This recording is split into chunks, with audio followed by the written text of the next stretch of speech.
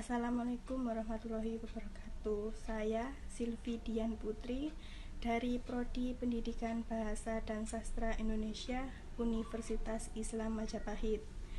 Di video kali ini saya akan membahas mengenai interferensi dan integrasi. Apa sih pengertian dari interferensi? Interferensi bahasa merupakan suatu keadaan saat pengguna bahasa mengambil unsur atau fitur dari bahasa sumber, biasanya bahasa ibu atau bahasa yang lebih dikuasai, untuk digunakan sebagai pelengkap atau pembantu dalam penggunaan bahasa kedua. Proses ini dianggap sebagai hal yang negatif dalam perspektif kemurnian bahasa karena dapat mengganggu atau merusak tatanan bahasa yang sedang digunakan dalam pertuturan. Penyebab interferensi. Secara umum, fenomena interferensi bahasa terjadi karena seorang bilingual tidak bisa membedakan atau memisahkan unsur-unsur antara bahasa ibu dengan bahasa kedua. Berikut ini ada beberapa faktor-faktor penyebab interferensi bahasa. Yang pertama, kedewibahasaan pelafal atau penutur bahasa. Kedewibahasaan atau kemampuan melafalkan dua bahasa merupakan sumber utama terjadinya interferensi bahasa. Seseorang yang hanya menguasai satu bahasa tidak akan dijumpai fenomena interferensinya. Dan yang kedua ada tipisnya kesetiaan pelafal atau penutur bahasa penerima.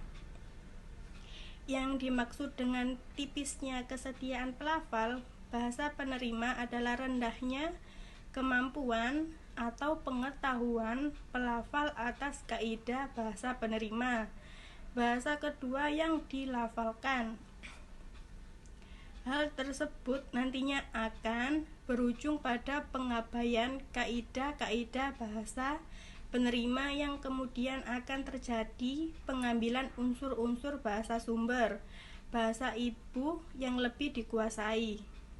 Yang ketiga, ada tidak cukupnya kosakata bahasa penerima, atau yang dimaksud dengan tidak cukupnya atau tercukupinya kosakata bahasa penerima bergantung pada kemampuan individu dalam mempelajari atau memahami kaidah bahasa.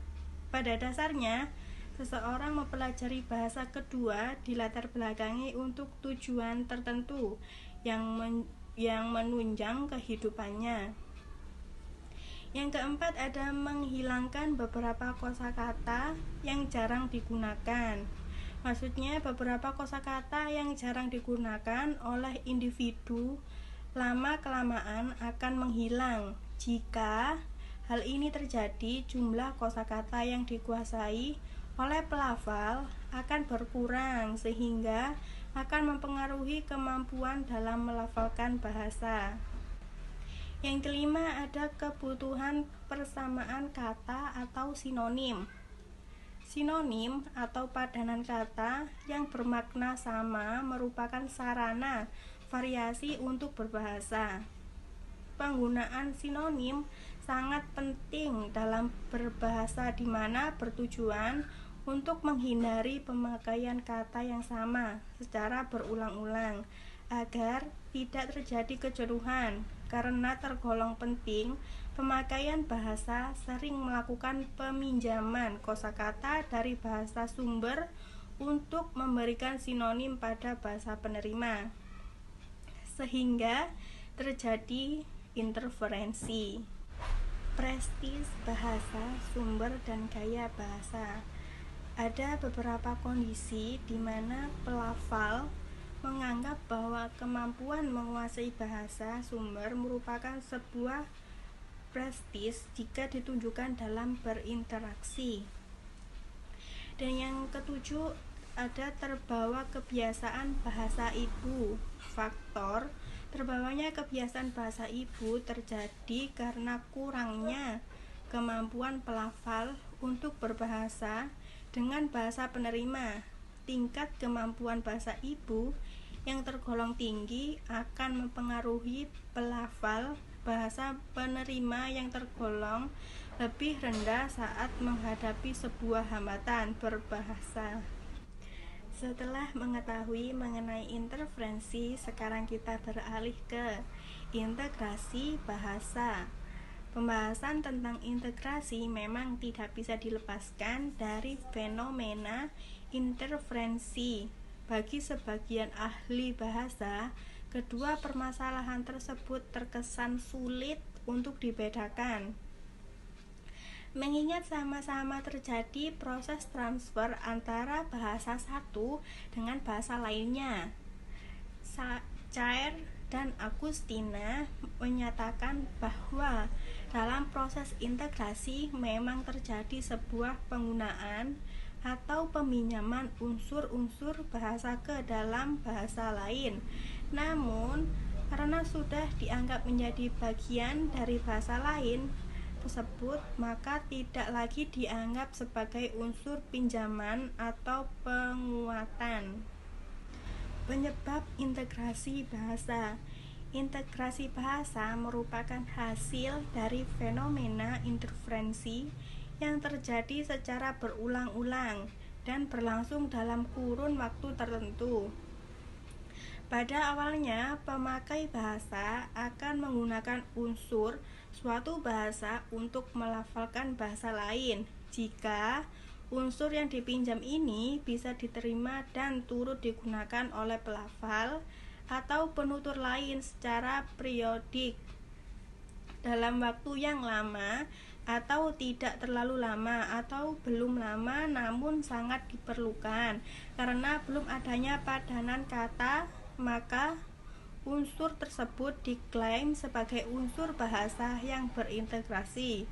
Proses peminjam unsur bahasa yang terintegrasi ke dalam bahasa lain akan mengalami penyesuaian berdasarkan sistem atau kaidah bahasa penerima. Terdapat 3 faktor lain yang mempengaruhi terjadinya integrasi. Ketiga faktor tersebut dikutip dari Soliha sebagai berikut. Yang pertama adalah kondisi karakteristik sistem atau kaidah kebahasaan. Semakin mirip antara satu dengan lainnya, maka akan semakin cepat berintegrasi. Dan yang kedua ada urgensi penyerapan unsur bahasa. Semakin penting unsur bahasa tersebut dalam pemakaian bahasa penerima, maka semakin sering digunakan sehingga semakin cepat berintegrasi. Dan yang ketiga ada sikap bahasa pada penutur bahasa penerima, di mana terdapat kesetiaan. Berdasarkan pembahasan yang telah disampaikan, dapat disimpulkan bahwa di dalam masyarakat bilingual lazim terjadinya fenomena kebahasaan berupa interferensi dan integrasi. Interferensi merupakan fenomena masuknya unsur-unsur bahasa pertama ke dalam penggunaan bahasa yang kedua atau sebaliknya, dan menimbulkan kesalahan berbahasa.